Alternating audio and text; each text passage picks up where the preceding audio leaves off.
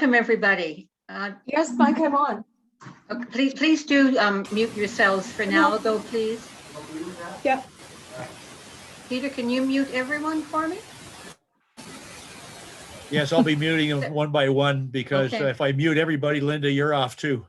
Oh, well, yeah, that makes sense, doesn't it? Okay. I'm hearing quite a bit of background noise right now, and because this is going to be recorded for Eastlink TV as well, we'd like to limit that kind of background noise as much as we can.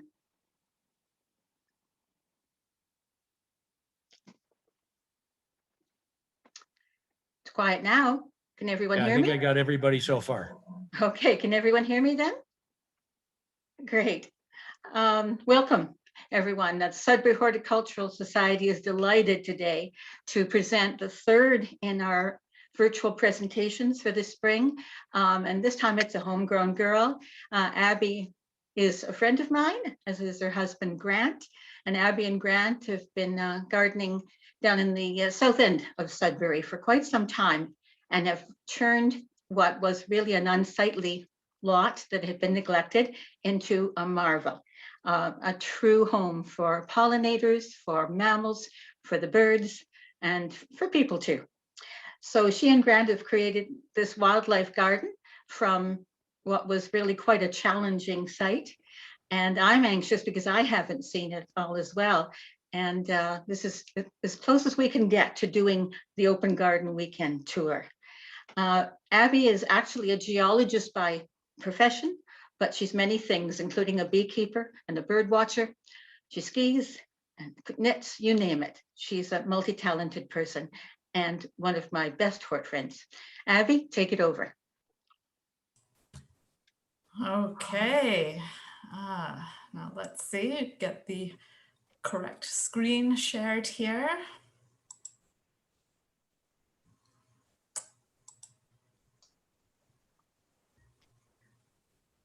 Okay. There we go. Could I get a thumbs up just to see that from someone? Okay, there we go. Thanks, Darlene. So today, as Linda said, I'm going to be introducing you to our garden. This has been a project that has been many, many years in the making. And I'm so glad to have our two immediate neighbors joining us today because they have stuck with us really through thick and thin. There were many, many years where due to field work, nothing happened and they had to tolerate piles of crap lurking around the site, weeds, you name it. So they really, they deserve a huge kudos for sticking with that. So today, as we work through, we're going to be looking at some of our site conditions, what we did to start things off, our early challenges, and how our philosophy has really changed over the years. And with that, we're going to see where we are today. As Linda said, I'm not a professional gardener, so sometimes things worked and sometimes things didn't. Looking back at some of the photos, trying to put together this presentation, there were many, many plants where I realized, oh, those just kind of disappeared. So clearly they weren't the kind of thing that we wanted to be taking on. So with that, we will get going. Now, everybody needs a good map, and this is what we're going to be doing instead of a decent map. We're using good old Google. So this is our plot right here down in the south end. And what you can't tell from this view is that there's actually a huge slope as you move from the front and along the side here, we're going to be looking at. This is the back area on the lowest level where we have shady gardens, we have ponds and wetlands. And then we start to move up onto the bedrock. We see areas where we've got a lot of ground cover. We have rock gardens. Continuing to move up, we have an area devoted to a very large compost area. We have a bit of a woodland walk, which I'm not going to be showing today, but it's a new thing for us. Then we continue up through more rock gardens in here, and finally into the veggie area. So it's quite a long, narrow lot, and it does have quite a few challenges to it. So this is what things looked like in the beginning when we first moved in. This here looks like a really nice tree, but it turns out that the bark was horribly cracked, so its days were definitely numbered. So looking from the house out towards the street, we can see there was a second tree right here also with really cracked bark. So those didn't last terribly long. And if you look down at the ground right here, it'll give you an idea of what we were working with. The grass didn't grow terribly well, neglect, it was really weedy. There was a lot of compacted fill, so not particularly good things to start working with. It was also really hot. This gets all the afternoon sun, and it can be quite windy as well. And of course, as soon as we took down the trees, there was absolutely no focal point, not that there'd been much of a focal point to start with. As we moved round to the side of the lot, there was a shed, not a particularly effective or attractive one, but it was there. There were these strange wings and a chimney, rather ugly angel stone. We had some ugly patio stones, which I don't know if you can tell right here. If you look closely, you can see that they were actually sloped towards the house. So not really the kind of thing that a person wants. And then moving towards the back, you can see once again, really poor, weedy looking grass. The first people who lived in this home had been quite avid gardeners, but the second people weren't quite so much. So things had gotten really overgrown, and we discovered all kinds of interesting things like buried bits of plastic retaining walls and creosote-soaked timbers. We also found where people had planted things without taking them out of their plastic pots, which was quite something. Also start to get a bit of an appreciation for all the levels going up, and there's 4 more levels of rock beyond this. So in our very early years, some of the things that we started to tackle was dealing with all of this crappy looking grass. What we did is we laid down newspaper and covered it up with mulch in an effort to try and kill things. I will admit that this was the second summer. The first summer, I actually disappeared off into the field 4 days after moving in, and nothing really happened. So eventually our neighbor came over and cut it. So this is year 2. Grant spent a heck of a lot of blood, sweat, and tears building a massive retaining wall to bring the level up, and created more of a steep slope right here. Helps to control the drainage and gave us a bit of a level playing field to work with. We also used a Swede hoe to excavate out planting pockets. You can see them in progress right here because this was incredibly compacted. And we lined them with more newspaper and put in some soil. So we were able to plant all kinds of things, grasses and a lot of shrubs, junipers, as well as a few bulbs and some daylilies. Now this early decision had interesting knock-on effects. Part of me wishes that we had just brought in a front-end loader and scraped everything back and had many, many, many yards and truckloads of soil brought in. But at the same time, this has helped to control some things, and we're going to see some of that later on. So this is what it looked like in the first couple of years. We had some nice ornamental grasses providing seeds. We have all our different junipers, daylilies, and we had bulbs along here with some annuals filling in just between. Now most of these bulbs have disappeared over the years, so clearly not the right plant for that particular spot. In the back, we had huge drainage problems or drainage issues to consider. This is where the bedrock is all the way up here. So obviously there's going to be a heck of a lot of water that's going to be chundering down into this portion of the site. And the last thing we wanted to do was direct even more water towards the house. There's also a lot of water comes in from our neighbors in this direction right here and trucks on through towards the front.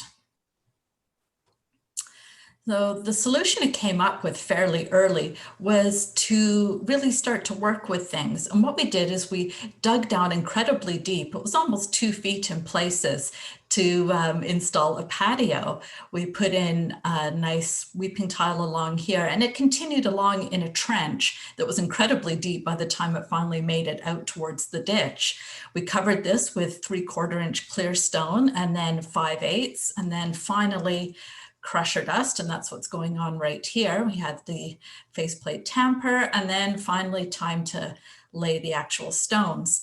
Now, we tend not to do things by halves. It's kind of a family trait, I would say. And we have a curved patio, because why wouldn't you? So this is what it looked like when we'd finished creating our beautiful patio in along here. There was gravel that was sticking out here as well to hopefully catch some of that rainwater that would be coming down off the rock. And this is the area where the weeping tile pipe actually continues through. This thing has been incredibly beneficial and useful, but it did have knock-on effects later on, as things tend to. Another part of controlling the water that came in was to put a pond right in here. We didn't actually finish the pond until quite recently. So this was something that our neighbors definitely had to bear for many, many years. Now, we were able to make use of some of that rainwater that comes down off the rock and plant some nice moisture-loving hostas. It's quite shady back here. So we also had some heuchera and some ferns as well, and a stilbe. So real shade lovers. If I get the names of plants wrong, I'm sure Linda can fix me up in the chat. So hopefully you'll be saving me from that. We also decided to put in a butterfly garden, and this was our first attempt at such a thing.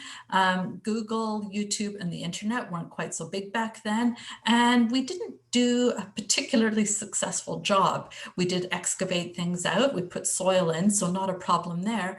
But what we ended up doing was we put in a whole line of shrubs. So not a whole lot of flowers, as you can see by these 2 or 3 pitiful lumps. So that one didn't work out quite so well. Those shrubs have since found new homes. This is the top or the back of our building site. And what we have here was our relatively flat ground. There are areas where rock was poking out. There was a lot of scrub, birch, a lot of garbage, and we ended up scrubbing all of that out. As you can see here, there we go, excavating and generally clearing. And Grant made use of our neighbor's pry bar, and he did some fairly extensive quarrying. And we ended up using all of those rocks and boulders to create walls down the bottom later on. This is what it looked like in the first couple of years. So we made some retaining beds. It's relatively flat, not completely. We tried to make use of landscape fabric to stop stuff growing up through the beds, sometimes successful, sometimes not. And we ended up with an early attempt at a cold frame. Better if cold frames are glass on all sides. Just a thought with that one. So, time for change. We were pretty happy with the way things looked. It was able to stand some good old drought. It was able to withstand the neglect on years where I wasn't home terribly much and Grant had to deal with everything himself. But our mindset was really changing, and I think that goes for a lot of people. One of the triggers is that after many years, we became beekeepers. And as anybody knows, one of the big challenges for a beekeeper is making sure that your bees are well fed. So for that, you need pollen and you need nectar. Now, this is what our garden had looked like at the time, and things have matured and filled in beautifully, but there isn't a whole lot here that gives you either pollen or nectar. This was about it, our wonderful Russian sage. This was our one showstopper in those early years. We did have some nice irises and daylilies, but that was about it. So this is cottage. Oh, no, this is house. Oh, I think somebody needs to mute themselves. There we go. We also became birders, and over the years, we started to learn a little bit more about the need for finding habitat, and also that you're going to be finding birds where there's food. Fairly logical, but this was something that was starting to churn away in our minds. Our early pond was never lined. It had held water for good portions of the year just because there was so much clay. But as the trees continued to mature, the roots were also finding that water and things really opened up and it was no longer holding things. We had ducks that would come every spring and the poor things were stuck in the bottom of this hole and shoved a liner in one year just at the very base to try and hold back some water for them, but it was pretty nasty. And then we had a microburst and that took out many of the conifers on our site. Just they weren't planted in good spots. Oddly enough, a 30-foot conifer needs more than about 6 inches of soil. Go figure. So we took this all as an opportunity to change our gardening philosophy. And we decided that we really wanted to become wildlife gardeners. And some of the things that we need to consider are the things I'm going to be sharing with you in the next section of the presentation. The first thing we're going to look at is how we addressed water. We'll look at what we did to try and accommodate shelter and of course food. Part of what we try and do is to be as chemical free as possible. And we try and do smart gardening. And by that, I mean gardening that can accommodate fluctuating schedules and different types of weather. So the first thing we can look at are the water sources. At its most basic, you can deal with just a bird bath right here, but you'll also want to have some water sources that are down low. As you can see, one of our little froggy friends is making use of the lower bird bath. We've also seen all sorts of insects crawling in and having drinks. So part of that is having rocks or twigs, ways for creatures to be able to get in and out. It's possible we might have overdone the rocks here, but they were all looking so pretty in the water, it just it happened. I am a geologist, so that kind of thing does occur. Then one year we had some great tours with the Horticultural Society Open Garden Weekend, and we got inspired to put in a little pond. Now, over the years, a lot of people who've attended our plant sales have seen just how many pots of irises that I have produced for the plant sale. And this is the reason why we end up with some of them, because things grow and then we just need to dig them out. This one here was sacrificed to our new pond. It was just a small horse trough. Grant dug it out while I was separating irises. We put some grit for just a little bit of drainage around it. We have a small circulating pump, not even a proper filter. And we filled it with some flag iris. We had water lily, some of these curlicue zebra things, can't quite remember their names. And we also have some sedums and sedges in it. And we've had that for a number of years now, and it's been quite effective. Here's a look at that as it's a bit more mature. We do have mulch and plants that grow in around this to hide the ugly edging. It just happens to be exposed in that shot. And you can see that we even have our daylilies flowering, which is kind of nice, and lots of frogs, which is wonderful. So this was something that was clearly a success, and it's something that you can achieve even if you don't have a whole lot of space in your garden. But eventually, a couple of years ago, we decided to go big because a person should always strive for greatness. And for us, that meant starting on our back garden pond. We had areas that were too deep and the rest of it just needed to be excavated out. So there was a lot of material they had to come out and it had to be taken up the hill to be disposed of at the back. One of the first things we did was we made a decent set of steps. In the past, we used to just shimmy up the bank, but with the amount of material going up the back, that had to change. Still a lot of compacted stuff. So Grant had to jackhammer out huge portions of it, and I would just carry it on up the hill. So this is what it looked like when we were ready to start lining. We have a series of benches. The idea behind that was that we would be able to put rocks and line it all the way up. And it would also give us places to put pots of different wetland plants. So right in there. I also would like to draw your attention to the fact that we have an outflow right here. This is where our biological filtration system happens. We have a pump that goes in there. And what Grant is doing right now is he's installing a weeping tile that contains the main pipe that drives all the water from that first biological filter box up to our waterfall box, which is up here, where we have more filter pads and biofields. And that's what this looks like in here. So the bio balls will go in it, and there's coarse and fine filtration. And the idea is bacteria and things like that build up on those balls and the filter pads, and it helps to eat all the bad stuff. We didn't want to have one of those types of ponds where we're dumping chemicals in it. It's, of course, if you're dumping chemicals in, you're not going to have much wildlife. So you can see that it was filling up the site. We were constrained. If you see along here, that was that original gravel path that accommodates a lot of the drainage that comes down off of the bedrock. And we didn't want to get rid of that. We still really need that drainage. So here I am, one glorious day. We were finally at the point where we were able to put in the liner.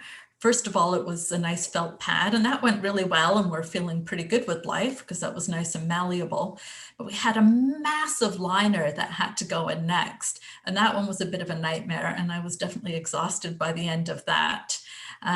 This right here at the tip of this arrow, that shows where the waterfall comes out. So it's a bit of a cheat. The water is coming down from along here. It gets pumped through that channel up here and comes out and just circulates around.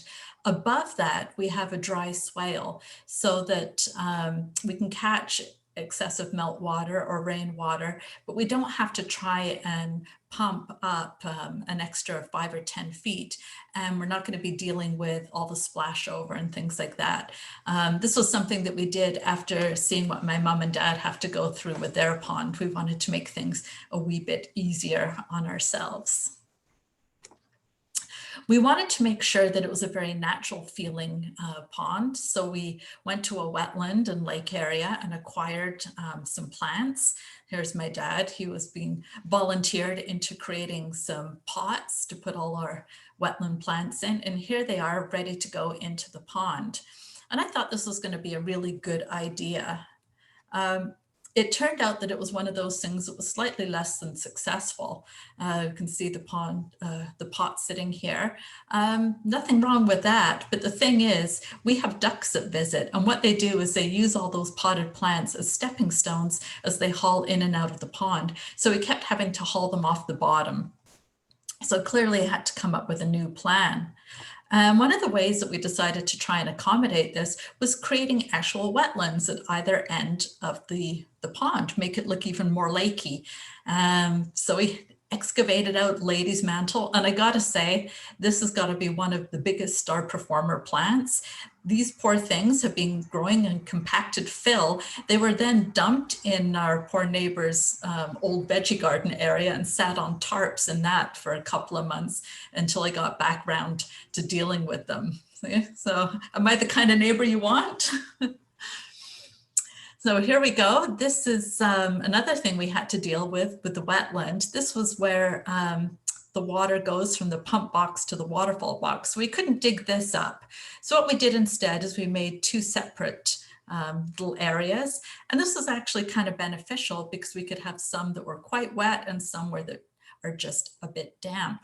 We lined it with plastic. We dragged some holes in about 6 inches below surface and filled it with a combination of topsoil and compost. This was last year. You can see I've got my nice COVID hair going on there. There we go, filling it all up and planted. This was only last year, so of course things will change. I think every gardener just lives to shuffle. Along the, oh, we've got another unmuter there. Along the back of the pond, it gets quite hot and quite dry. We've got gravel, and if you were to be able to turn your head just a little bit further, you would see all kinds of rocky areas heading off to the right. So we're expecting to have quite a bit of reflected light. So this is where the Lady's Mantle came into fore. We just simply dug a trench and plunked it in. We've covered part of the area with a few boulders to try and make it look natural, but our hope is we'll be able to just kind of let things go. And this is what things look like now that everything is kind of settling down into the landscape. Our last port of call is my bog garden. And this one here is, it's still presenting opportunities, I think would be the polite way to put it. Excavated down, and then last year it just started to rain, came August, and I spent a heck of a long time looking at this. So undeterred, we went off and bought a really big pump, and on a daily basis, I'd pump it down and excavate, eventually getting to the point where I could fill it in. And my first plan was just to have stepping stones going across the surface.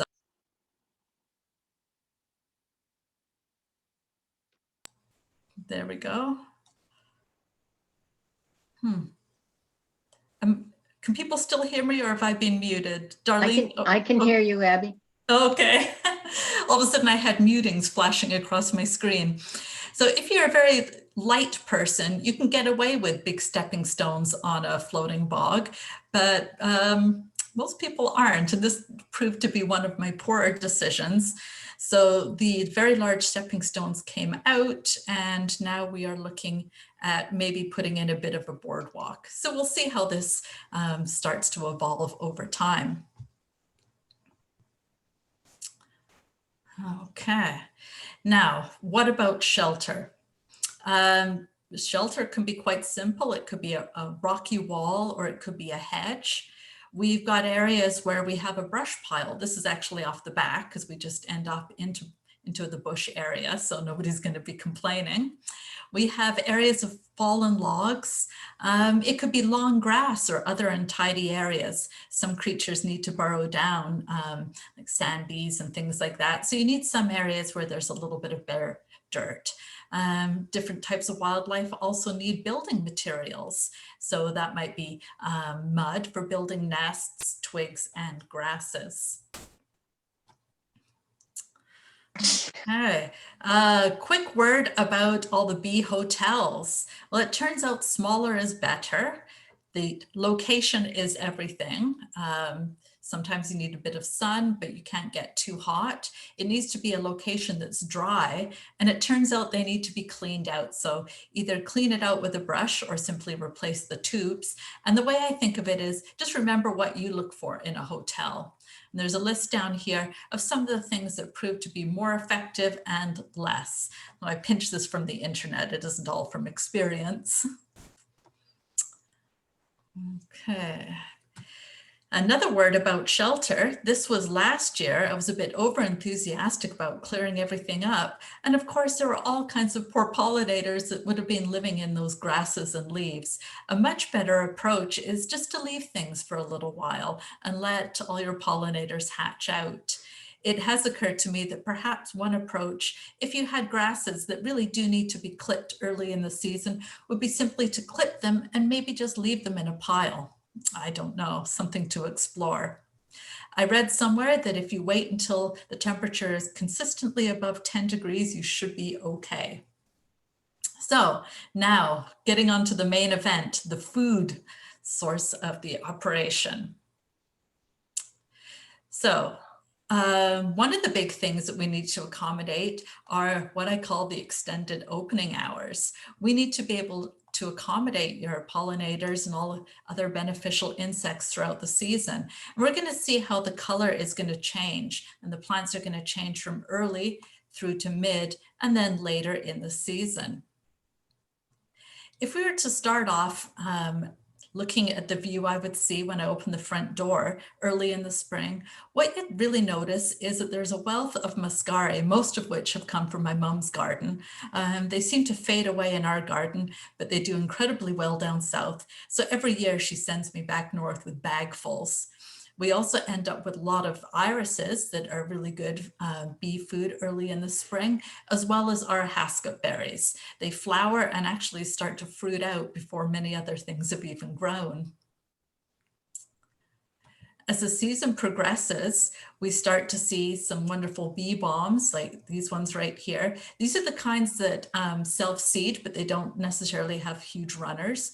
We also have a lot of salvia, lupins, the false indigo, and we can see some more of those irises. And here we go. This is what our irises look like. We have all different colors that we've gained over the years. And we also have some quite vigorous self-seeding columbines, and they just pop up, and either dig them up and give them to people, or they just kind of fade away. And this is what that wonderful blue bee balm looks like. As the season progresses, the colors change once again. These bee balms are almost ready to be clipped down. But the real showstopper, it turns out to be these daylilies. We have some purple and some wilder red bee balm taking over, as well as the butterfly weed. In here, we have milkweed, and that starts to grow up. And our original grass bed, we have retained some of that. So it starts to grow up and provide some screening. If we were to take a step further in and actually hop across the daylily wall, you would start to see all kinds of interesting things. We'd start to see a lot of bees and butterflies. Here's some bees on the salvia. There we go. This is what our butterfly weed looks like. We have both the yellow and the orange, and it's incredibly productive. We've got the monarch caterpillars right here, and this is a male monarch. I've actually learned over the years how to tell the sex of butterflies. So all the things you can do when you're appearing at your garden. Other things that do really well, of course, the bee balm, the red bee balm, the really wild, scraggly looking one, is a favorite with the hummingbirds. And each morning last summer, I'd open the door and I'd be greeted to them having their first feed. One of the smaller purple ones was a lace or hummingbird moth favorite. It was incredibly just wonderful seeing all these different creatures coming along and checking out that bee balm, and of course the bees themselves. Moving around, we start to see how other things are popping up. We have a yarrow patch, coneflower, and black-eye Susans. And this thing right here, it might be a New England aster. For years, I thought it was a thistle. We aren't sure, so I tend to just call it the garden bully. And this is what the flower looks like. So maybe Linda knows what that one is and she can put it in the chat. It does grow about 5 foot tall, and that's why I call it the bully. This is what some of our coneflowers look like. We have had the most success with the plain old pink and white varieties. Some of the newer varieties, we found they don't seem to be as hardy, and they've just kind of disappeared over the years. Particularly drought tolerant plant is the yarrow, and this is a clump of it right here. And what we've done, even though it likes to have a lot of sunlight, is we've tucked some in up underneath the eaves. This is where the eave line is right here, and I've actually got some tucked underneath for the simple reason that there was a spot to fill, and I figured, well, it doesn't rain underneath the roof, and that's going to be one of the few things that will actually tolerate that kind of abuse. Moving around, we can get a better eye of a particular favorite and a star performer, and that is the sea holly, also the black-eye Susans. Along the front of the garden, we have thyme, sedum, and we usually tuck in a few annuals just to try and brighten things up a little bit. So if I need gardening advice, I know who to go to. Well, there we go. I've got a bit of a lag with my forwarding here. This is the sea holly. You can see just how many bees are enjoying it right now. The black-eye Susans, they do seem to tolerate the dry conditions that we give them, although I have been doing a little bit of reading and realize that they do appreciate a bit of moisture. So always learning, but apparently they will tolerate. We also have a patch of borage and phacelia, and that is beautifully self-seeding. It's been going for years. Moving around to the corner, some other things start to take over. Some wonderful orange cosmos that I got the seed from a friend's garden many years ago, and it just keeps on going. I harvest the seed each year and replant. And then we have some white prickly poppy, which is incredibly prickly, and that is self-seeding readily. When my computer catches up, there we go. A little earlier in the season at the corner, we have some gorgeous daylilies, which are very drought tolerant. And because it's so dry, our blazing star that's at the front of the garden, it does go over quite quickly. But earlier it would have provided a nice spike of color. If you look down towards the ditch, we'll see that we have a lot of sedum and Oh, thyme, excuse me. and these are incredibly tolerant. They withstand the road salt, the grit. Sometimes they're completely inundated and flooded out, but they just keep on blooming, smell wonderful, and attract all kinds of bees and butterflies. We have different varieties of thymes that are planted and different varieties of sedums. So there always seems to be something in bloom for a good month or a month and a half. Continuing around, we have our main milkweed bed right in here. And along the edge of the property line, we have a combination of catmint and oregano. Now, a word about this milkweed. It turns out that for years, those original plant pockets were the only thing keeping it in check. As soon as it busted out of that, it turned out to be a bit of a nightmare. And we've since tried to deal with the problem by getting rid of the extendo milkweed patch and grass that were growing on our poor neighbor's property, and we've replaced it with gravel. It gives it a wonderful sweep of gray, and it just looks absolutely fabulous. So we'll hope that it doesn't escape further. Oh. There we go. This is what the catmint looks like earlier in the season. So it's really nice that the catmint and the oregano do bloom at different portions of the season. So we get that transition. Now, milkweed was really one of the things that got everybody into wildlife gardening. Here's another male. He's got those two little dots. And I tend to think of these guys as the gateway drug into pollinator gardening. So this is our spready milkweed right here. These are examples of what the nice swamp milkweed that behaves itself looks like. And they all do flower at slightly different times of the year. So if you can stand it, there are advantages to having all of them in your garden. Why are we into this? Well, we can go from the eggs, and there is an egg somewhere on here. Oh, there it is, right there. That's a monarch egg. These are the first instar caterpillars. We get to watch it grow. This was a milkweed weed that I had to rescue. Eventually, they'll form that wonderful J hook and then form a chrysalis.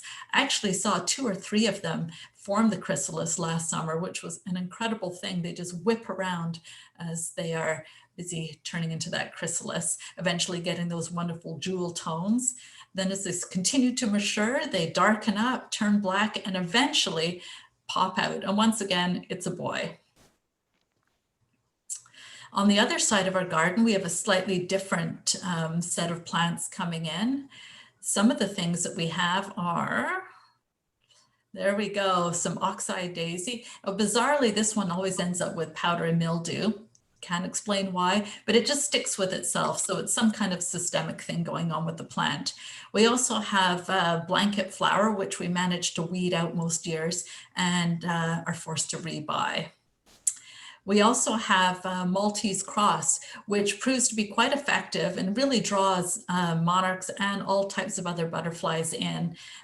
Here they're enjoying the coneflower. But the real target, of course, is that milkweed.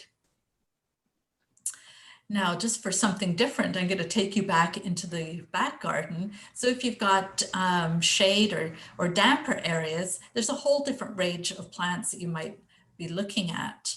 Now, the first couple that come out in the spring are things that are pretty much planted for me. I honestly don't know how effective they are for pollinators, but I just enjoy them so much. We have hyacinths, which we planted near a window that's opened early in the spring, so under the kitchen window. And we also have a lot of primroses. The original one came from my mom's garden, and we've been slowly propagating them around, tucking them in underneath the hostia leaves. So they're beautiful, sunny little bits first thing in the season. As it progresses, the hostas start to come out. Heuchera, we have goat's beard. Not quite sure about that one yet. It does seem to get awfully big and flop everywhere. But we do get a lot of our early summer color from these Heuchera. That's what they look like, all different color of leaf shapes. And it turns out that the flowers are really incredibly effective for the very small bees. They make use of those all season long. As it continues to progress into the late summer, the turtlehead plant comes out. This is a moisture lover. It would like a bit more sun than it gets, but it does tolerate. And these are particularly good for bumblebees, and it's really good to watch. There we go. A big bumblebee will land on the lower portion of the flower, and they have to be quite heavy to be able to open it up, and they crawl right inside. So that's the bumblebee right there, hiding in that flower. And then as the season progresses even further, the leaves start to fall. We're actually borrowing the view from our neighbors right here. That's the property line right there. They have these magnificent hydrangeas that go from a wonderful creamy color to pink, and they're absolutely full of bees. And all their landscaping has really blended so incredibly well with what we've got going on. And this is from the other side. Again, this is the property line that goes somewhere through here. So our gardens on both sides really blend well with what our neighbors have done, which is quite wonderful. Now, as we go up the steps here, we're going to be heading into some of those upper areas. And as we go up, we're going to pause and look at some of the banks that we've got going on. We've gone with a bit of a ground cover approach because we don't do lawns. On one of the banks, we've gone with a huge swath of the Bethlehem sage, lungwort, pulmonaria, whatever you want to call it. And that's one of our big sources of food for bees early in the spring. And it's got that beautiful pink and purple and blue flowers. Later on, we have vinca flowering, bugleweed, and a bit of forget-me-not came from somewhere, and just there it is. We're going to see who survives best. And the bees seem to love this as well. A little later in the season, into June and July, we have lamium that takes over, a huge carpet of it. For years, I must admit, I had a huge hate on for lamium. I always seemed to end up weeding out the lamium patch whenever I was volunteering with the John Street Garden. And I could not stand it. But then our neighbors gave us a whole bunch of plants one year, and they did incredibly well. And now I just love it. So there you go, minds can be changed. As we progress on up the bedrock, we see that many of the things that did well in the front will also do well in the back. So we have carpets of sedums, we have thyme of all different type nestled in along the steps. I tend to tuck in some wonderful alyssum just to bring in a different sort of aroma, which is wonderful when you're going up the steps. And we have a huge veronica, which is incredibly popular.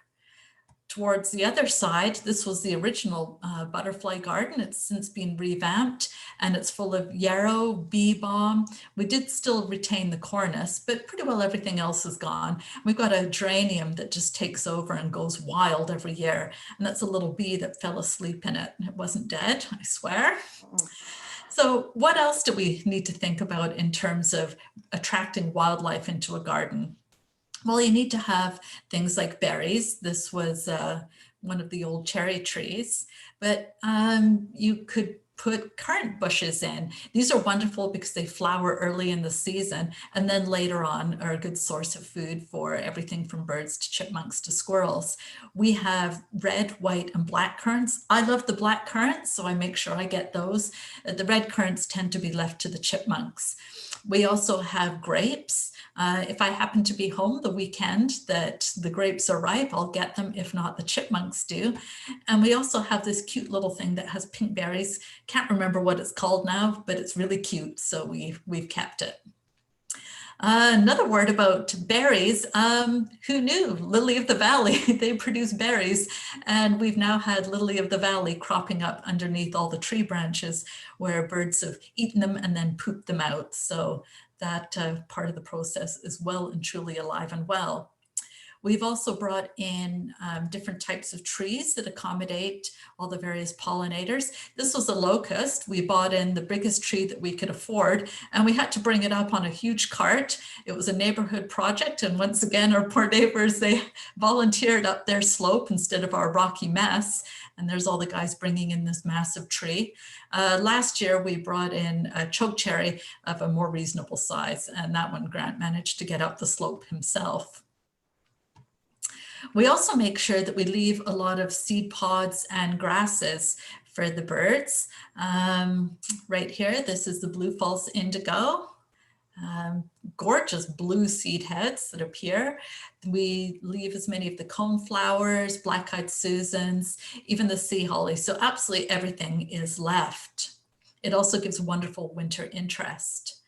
For a couple of years now, I've been planting sunflowers in front of the kitchen window. And what's really neat is if you happen to time it quite right, you can see all these little finches eating those sunflowers. And it's quite wonderful where you're standing only a foot or two from these little birds and they sound so incredibly cheerful. We get a real pleasure out of watching those. We also have to deal with the food chain. Here are some ants. We're herding some black aphids, so all kinds of different things going on, predation. Here a warbler is eating an insect, and unfortunately this chipmunk here was going after a monarch, which did not make me happy. But there you go. In preparation for winter, because this is the year to obsess, I increased our fake forest. What we did is we got all kinds of people's pruned twigs, branches, and limbs and shoved them in the garden right here, standing up. Also made a lot of fake shrubs, and we installed Christmas trees. And this is what it looks like in the winter time. There we go. So this gives a lot of cover for birds coming in. We also have a wide variety of different feeders, and there we can see them, seeds, as well as fat balls, and we have a heated bird bath. So that helps to bring all the different wildlife in even throughout those winter months. So a big thing we did a few years ago was rebuild our shed. Now that doesn't sound like it's something that's going to be incredibly dramatic, but it was a real departure and something that I hope people will think about doing in the future. Now, this is quite a tight spot. It has to accommodate a lot of functions. We don't have very much flat ground. So we needed to have our rain barrels. This was an area where we had compost. We wanted to have a backup generator. That's what's marked out here. We did not want to lose our trees, so we needed to accommodate tree roots. We have buried utilities, one of the few people on our street, and that means all of those go through there. We don't have overhead electrical, bit of a nuisance. This is a spot where I barbecue, and we also have to deal with a massive drainage problem. So we came up with an idea of having a combined garden shed and honey hut. So this is a top-down view. Because we are beekeepers, we need to be able to do our extraction. And this was where we're going to be storing all of our tools. We had some great builders, and they came up with a design where we have extra studs and extra joists. We used 3/4 inch shiplap to coat the thing rather than just plywood, hopefully keeping the bears out, and good strong steel doors. This roof is actually gently sloping with the idea that any excess water can drain off. There's a membrane and a dimple board up there. And this is what it looks like. It matches our house. And this is our big planter box that's sitting on the top. There are drain holes in it. And we used hemlock because it's even more resistant than cedar in terms of rot. We threw up some landscape fabric, filled it not with gravel, but with styrofoam that we had collected up over the years, and Grant cut and broke all of that up. And this was to provide drainage, but without weight. And then we put another layer of landscape fabric on the top, and Grant carried out buckets and buckets of soil. From there, we came up with a nice, beautiful design, and the idea was to fill it with thyme and sedum. We did put in a couple of yarrow just because they're drought tolerant. Didn't have enough plants, but we did have a bag of thyme seed, and sprinkled that out and diligently watered every day for about 2 months until it germinated. It turned out that it's not hardy though, so very few of it made it through that first winter, but the yarrow is doing spectacularly well. This is what the shed looked like on year 2. So last year I only watered it once and only weeded it once. So it seems to be that it's going to be something that's going to just keep chugging along. So we're very pleased. And this is what it looks like in that side entrance area now. It turns out that the yarrow was beneficial because it's tall and you can actually see it. It looks like we've got a bit of a roof there. So what are the things that we have learned over the years? This is where I get to give you tips and tricks, and they're not necessarily in any particular order. One of the things we've discovered is your foundation is absolutely everything. If you don't have good soil, well, nothing is going to grow. You could go with the idea of bringing in individual plastic bags, but the world has got way too much plastic. So another approach to take might be bringing in these single yard bags. But if you're going to be doing a lot of gardening, as we tend to, a far cheaper approach is just to have it truckloaded in. So maybe you can get together with some of your neighbors and go in for a 10-yard supply of soil. 10 yards costs about the same as 3 yards, so it's definitely cost effective. Compost is absolutely everything. Grant is the best composter I know, and we do it with pride. This is a 3-bay compost unit that sits at the front of our driveway, right there, so in plain view.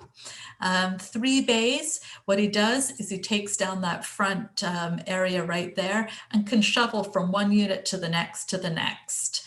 So keeps everything going over. Up the hill, we've got a really big compost area where there's a lot of leaves and grass clippings.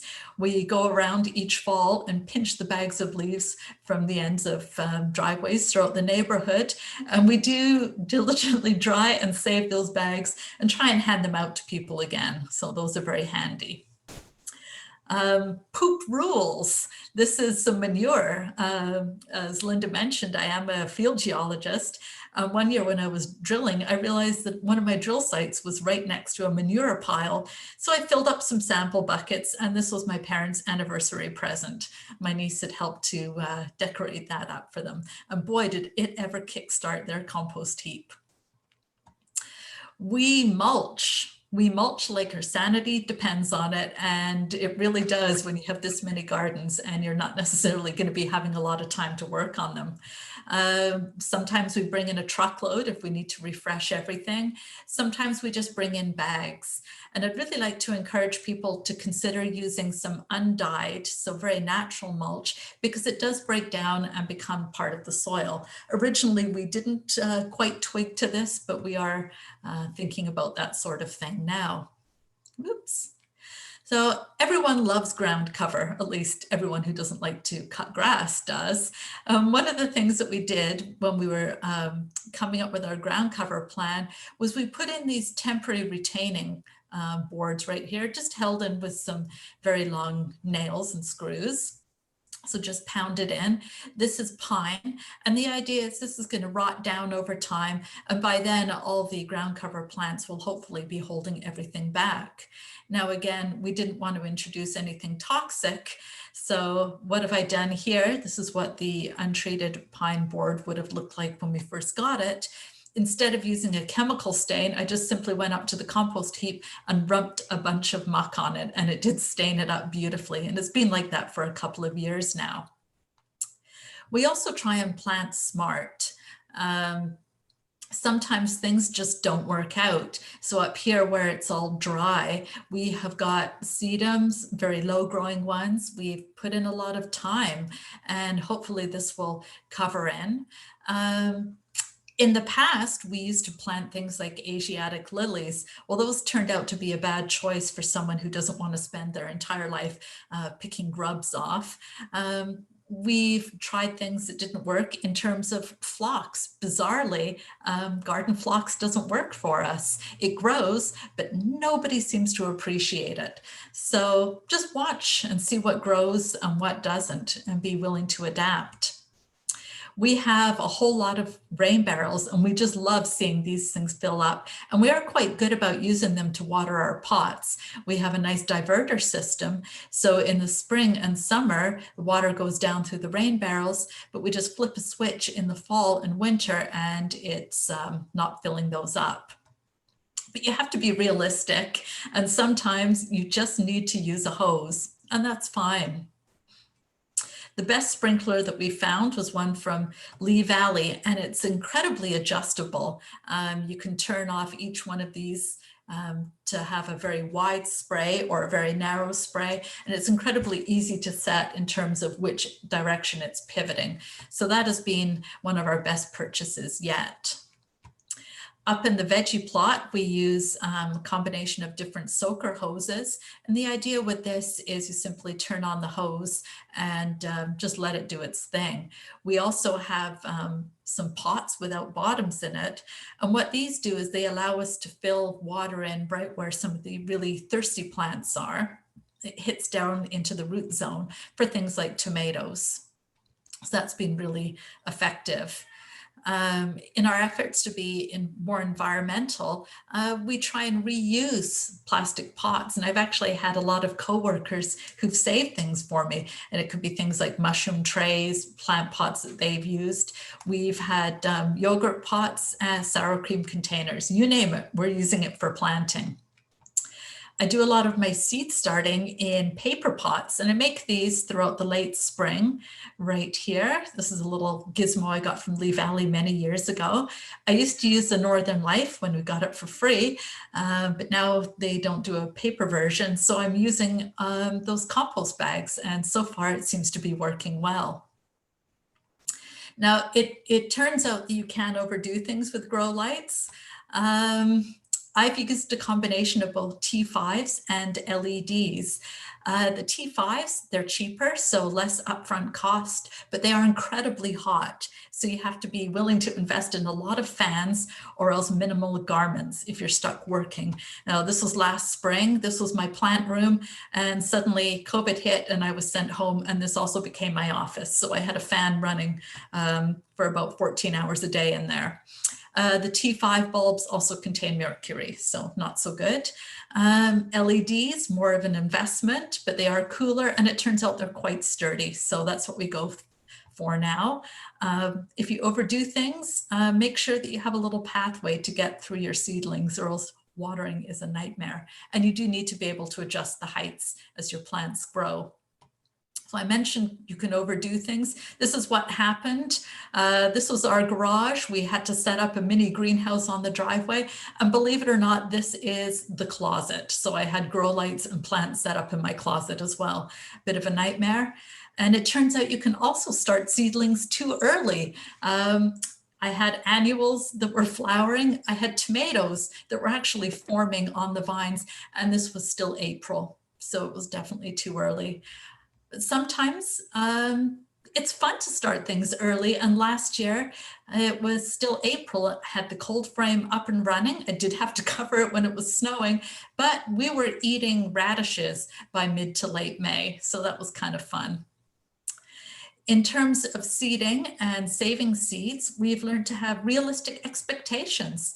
It's a lot of fun saving seeds, and we do it every year, but sometimes things don't pop out true to form, and we have noticed that we have lower germination rates, and that's gone for things like marigolds, columbines, but also things like beets and peas. So just be realistic. We've discovered that your row covers are really garden magic. And here I am, I'm sewing together 2 bits of it while the home was being renovated, so things were a little chaotic. But what we've done is we've set up these wonderful hoop systems. They're pinned into the side of the garden just by some metal hose clamps. So we can pull the hoops off for planting. Got to be practical about these things. And then the row cover just drapes across the top. It helps keep the animals off. It helps keep insects off. It gives a little bit of shade and keeps things a bit damper. So things are able to germinate a lot easier. Later in the season, we've also used them to put more of a frost blanket on, so a little bit of season extender. And a couple of years, I've also put plastic over it to try and make polytunnels with mixed results. Hey, weeds suck. So what did we do? We got out more of our trusty Northern Life, put down a barrier, and we put grit. So things are a lot easier to weed out now. And also on the weeds suck theme, if you plant your plants close enough, the weeds get crowded out.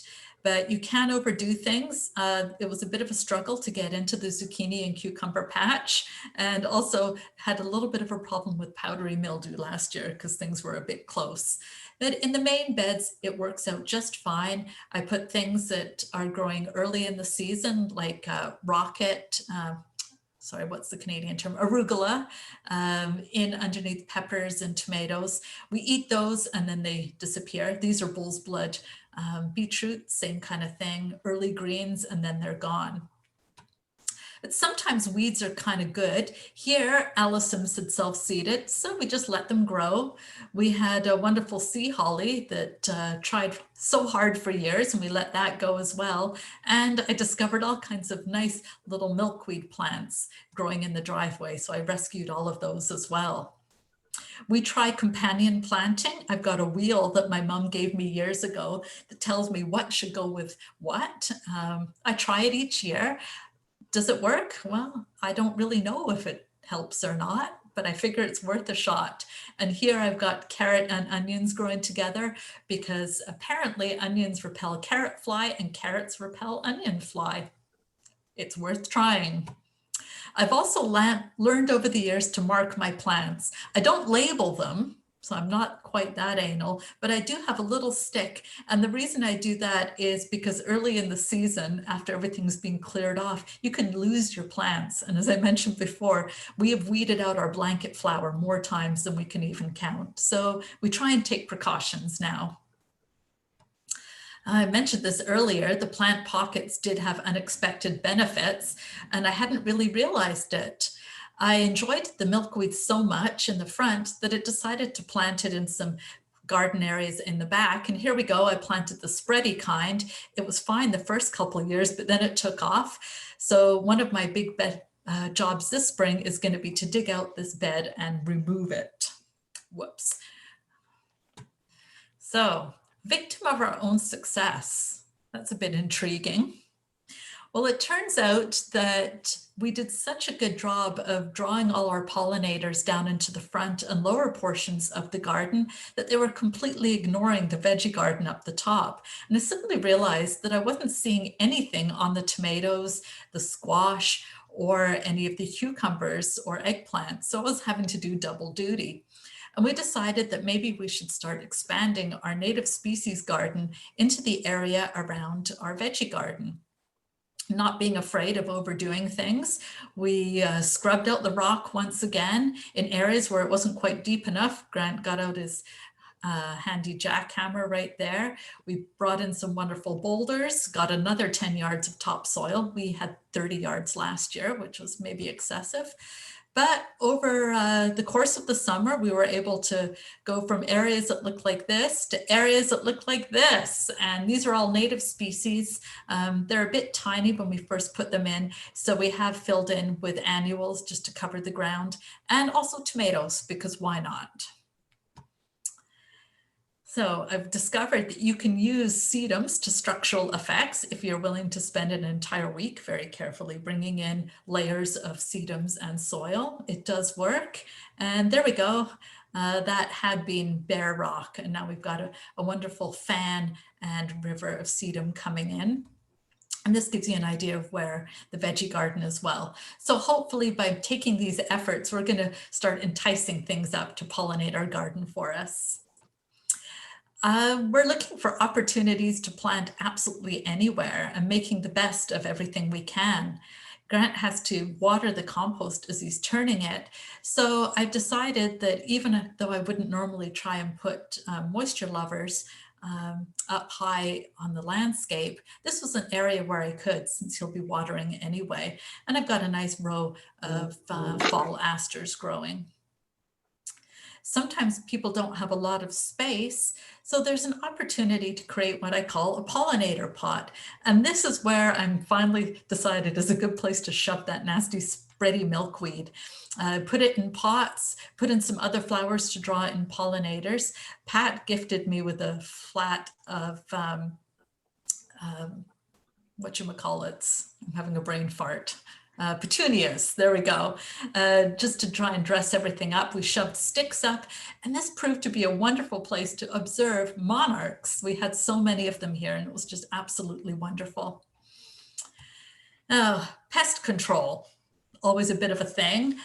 Some pests you can live with, others not so much. I can't bear to kill things. So last summer, I spent rather a lot of time trapping and taking chipmunks off for a drive. We've also, unfortunately, had to do the odd live trap of a raccoon. This is some of the chipmunk damage that I had, as well as sacrificial tomatoes and monarchs. We did try and deter them by using rubber snakes. Apparently that was something that was advertised by Ed Lawrence one year.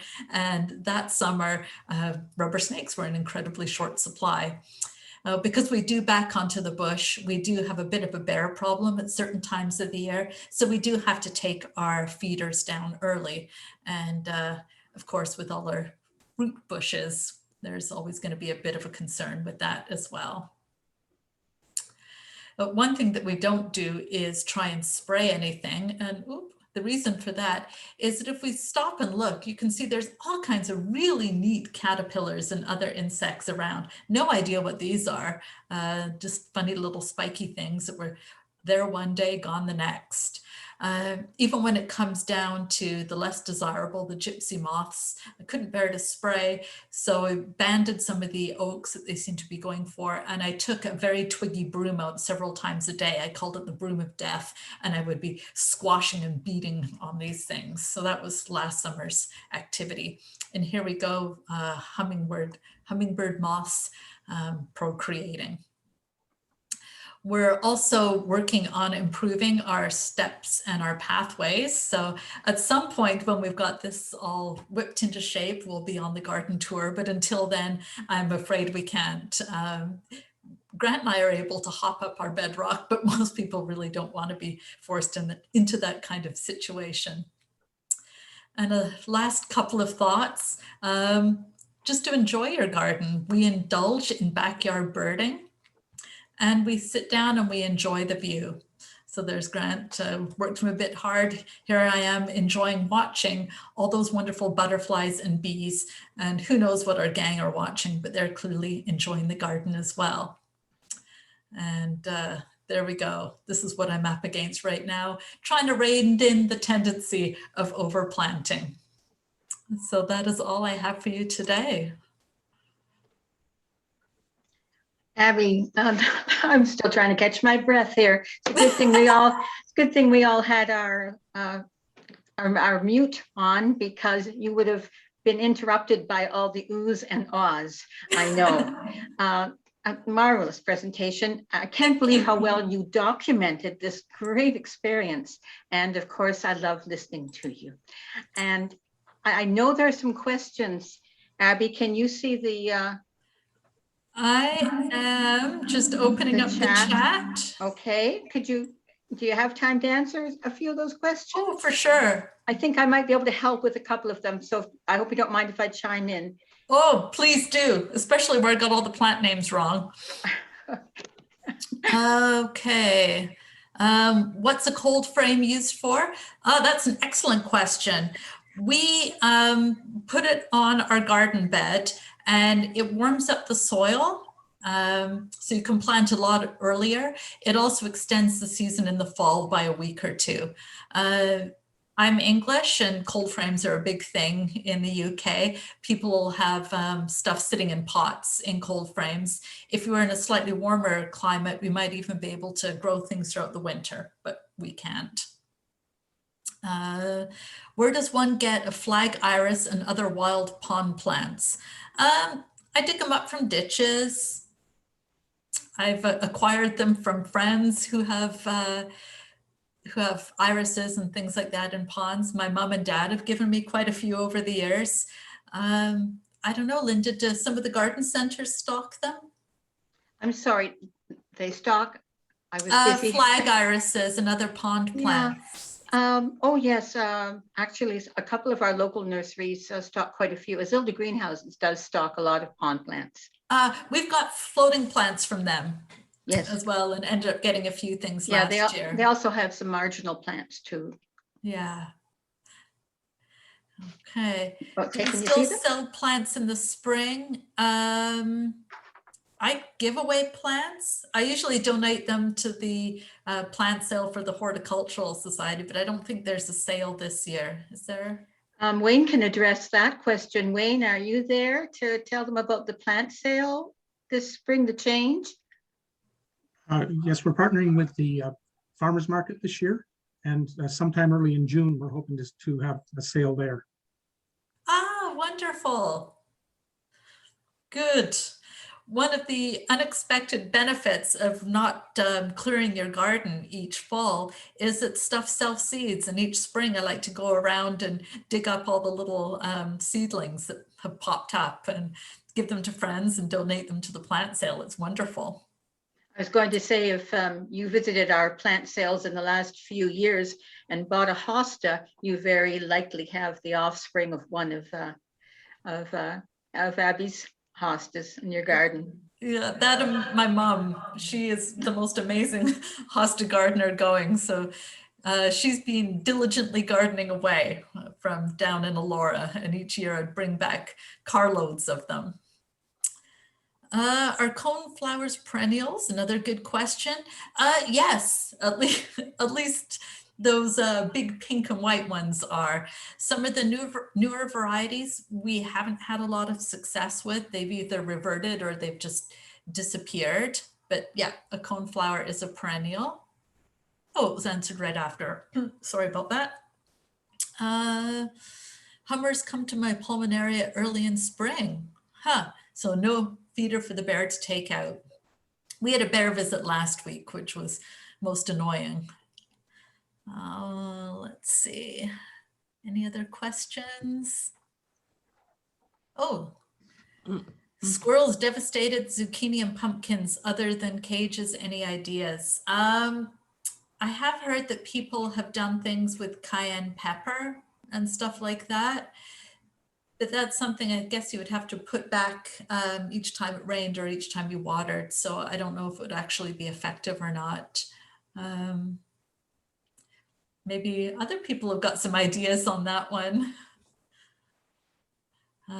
Sometimes you just have to accept the inevitable. I used to grow broad beans, and the first year, the chipmunks would sometimes eat the almost ready to be picked broad beans.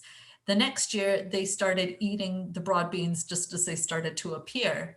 The year after that, they started to eat the shoots. So the seeds weren't even fully grown. And at that point, I just gave up. It was too stressful. Oh, let's see what else. Any other questions? Oh, somebody would like some donations for plants. Absolutely. We're always happy. Oh, do I have a recommendation for a good rain barrel? We've actually created our own. In the past, Grant was able to get old barrels from work, and he just cut the top off and he installed the hose spigot at the bottom. Ours are open top in that there's no plastic layer on it, but we do have cedar slats and fly screening to keep creatures and mosquitoes out of them. They flow from one to the next, so they're in sequence.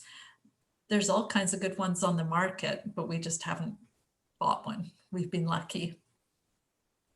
I see a question for me, Abby, if I may, just while I noticed it from near the beginning, asking about a recording.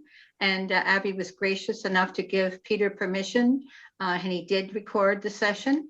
And actually, not only will we make it available to you, you're all on an email list. So we'll get back to you. Wayne will probably be sending that out. And also, Eastlink has contacted us and asked us to provide that recording for their television channel. So that was pretty cool. Yeah. Did you scroll to the top, Abby, to see the questions that were asked early on at all? Oh, I do have one. Somebody asked me whether or not my backyard is wildlife friendly certified. Yeah, it is. I mentioned a couple of times that, COVID year, things are a bit obsessive, and I discovered certification last May, and I think we have 3, if not 4 different certifications now, because you can. So we have a bunch of different signs that are still waiting to go up for that. So kind of exciting. Some of the earlier questions. I know, Abby, you had been concerned that you might misname or misidentify a plant. And so I did watch and listen carefully. there was just one plant that I thought you might like clarification on, and that was something that you referred to as a blue bee balm. And I would like to see the images again, but I believe that was actually Centaurea montana. It's sometimes called perennial cornflower or mountain bluet. I'm pretty sure, but did anyone else? I wonder if anybody else noticed. But that's a really tough perennial. Very useful perennial. I noticed you also had the very large yellow fluffy Centaurea macrocephala in your pictures, and you didn't mention it, but usually people ask about it because it's so impressive. And again, it's good for the pollinators. Yeah, thank you. That particular blue flower has many different names, and it's always hard. I have them in my garden, and I notice now someone called it a blue bonnet, but it's not really a blue bonnet. It is that centurion now. Yeah, Centaurea montana. It's good. Yeah. It is helpful to use botanical names if you can. That's so why master gardeners get a little uptight about it. Abby, that was just a marvelous presentation, as I say. I know I'm going to get all kinds of great feedback. I'd like to thank everyone.